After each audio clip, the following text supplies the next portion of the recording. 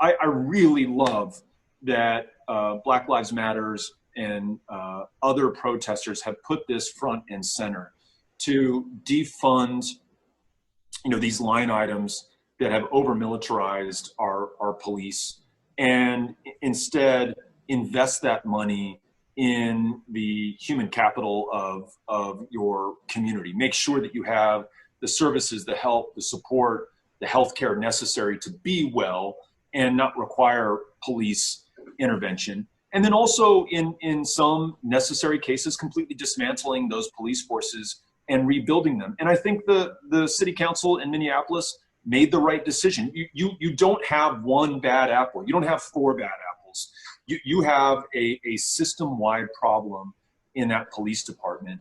And only by completely dismantling that system and rebuilding it intentionally with the community members at the table do you have any hope of getting it right. And I know that's controversial, and I know that it can be misconstrued, and I know that it's an idea that is dangerous to some, but I think that's where its energy comes from. And think of any major change that this country has made where it did not seem dangerous to some.